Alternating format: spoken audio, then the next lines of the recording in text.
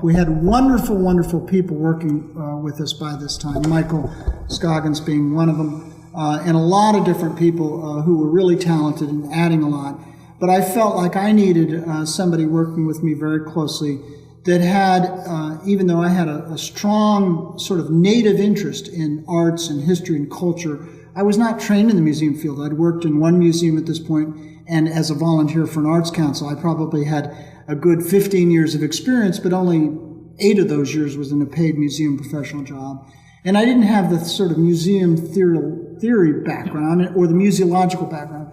So I decided, and nobody that worked for me had it either, quite frankly. And so I searched for, I can talk to the board about developing a sort of deputy director position for somebody who had those talents. And that's when I went out in 2005 and recruited and had joined the team Owen Glendinning, who I know you'll probably also talk to. And one of the first challenges that I gave to Owen is that, you know, we are almost there with regard to integration.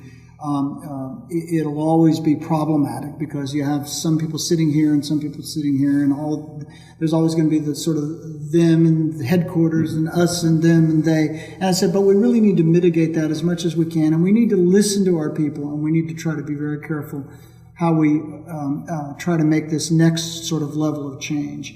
And that became our sort of alignment idea. Owen brought a lot of new ideas to the table from his work. He's an ex-CEO, and some of the ideas have just proven to be the watershed for everything that we're doing now. Like, for example, he introduced to me the idea that we should be more thematically oriented instead of topically oriented. And I didn't really understand that nuance. Yeah, what's the difference between? Well, I'm not so sure I know, but I'll tell you what he uses as an example often.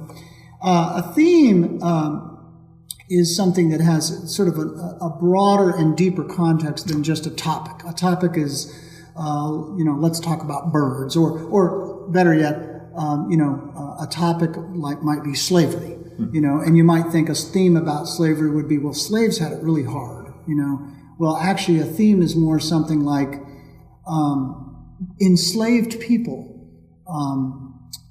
had very interesting ways to cope with their enslavement. And that is something that you can personally resonate with. There's an immediate sort of responsive chord from somebody who might be interested, because all of a sudden you say, well, how would I react to that? What would I do if I was enslaved? Which is different from slaves had it bad. Everybody knows slaves had it bad. So that, and it's a nuanced kind of thing, and it's something that the team, from what I understand, I don't get involved in that on a day-to-day basis, but they sort of struggle with all the time, but it lifts things up in a certain way that it's easier to do the second piece that he brought, which was a continuity of offering, which is the idea that once you introduce a particular programmatic idea, you want to continue to offer that. So if you're offering that generally under the broad, umbrella of a theme, it's going to be easier for people to sort of get that and buy into it. And so that if they come out and they have an experience that they appreciate, they also have an expectation that they can come back and have a similar experience related to the same kind of issues they can appreciate again. So if you're going to introduce a new line of programming, keep offering it, unless it's just, nobody's interested. So that was another thing. The other thing that he brought to the table was this idea of creating audience specialists. And I think this was a really novel idea for me, which was that you get people to focus on, and this is not cheap. You have to make an investment in people to do that. And that means you might have one less person that's over here doing this thing because you've tried to repurpose them to be an audience specialist. But we've got on our team now, we've got audience specialists. We have a person who focuses on families with children. We've got a person that focuses on school groups. We've got a person who focuses on large-scale public events.